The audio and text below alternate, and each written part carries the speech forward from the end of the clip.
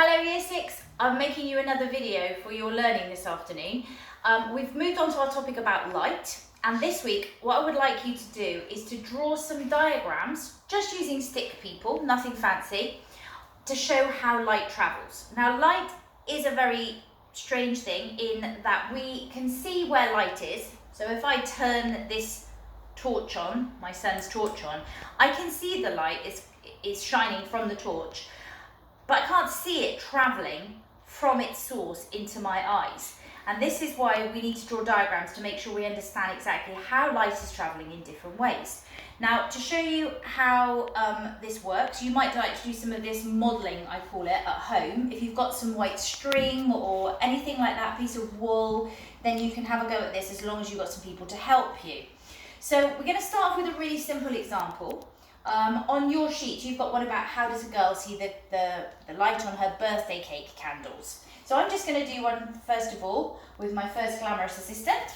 So this is how does Matthew, my son, how does he see the light coming out of his torch? So we're going to use these pieces of ribbon to represent the light. Light travels in straight lines. So the light will come from the light source, and in this very simple example, the light will just travel in a straight line from the light source to the organ of seeing, which is the eye, which you should have already done some work about in the last couple of weeks for me. So the light is travelling like this, and then you could just draw me a diagram of this, a little torch, a little eye on a stick person, one straight line with your ruler and one arrow to show that this is the direction that the light is travelling in, okay? That's a really simple one. Let's think about another one.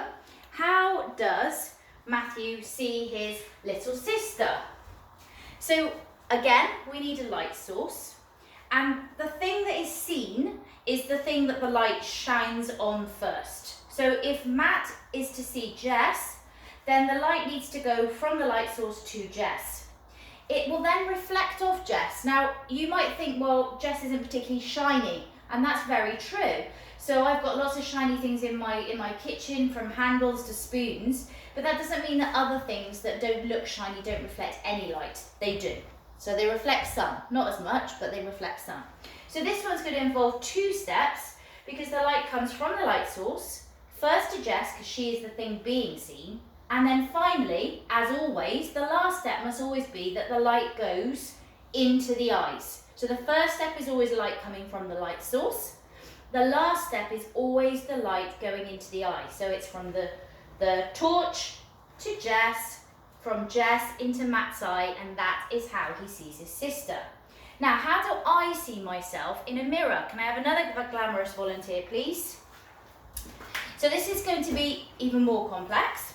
As I said, whatever is seen is the place that the light goes first. So if I'm looking at myself and trying to work out, do I need to dye my hair again? Then the light is going to come from the ceiling, and it's going to go to my hair. It's going to then reflect from my hair and into the mirror. Somebody hold that one there for me.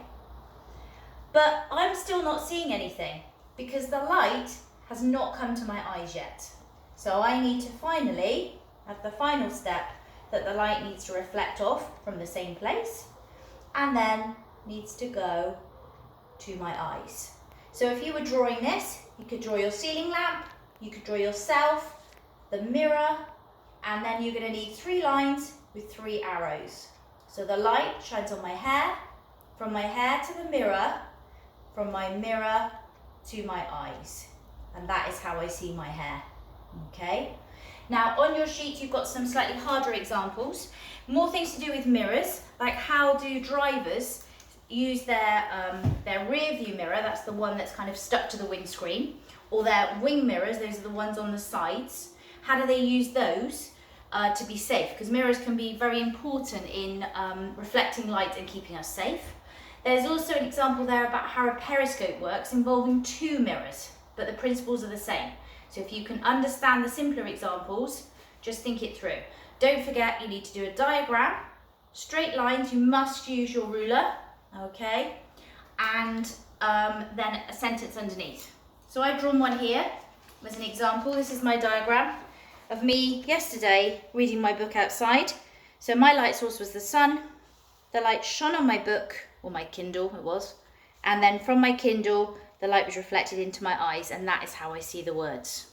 Okay, underneath a sentence, the light from the sun shines onto the Kindle, the light is then reflected into my eyes and I can see the words, something like that. Okay everybody, enjoy this week's task and happy half term, and who knows, there may be more videos next term, or you never know, you might see me in the person, in the flesh. All right, bye bye.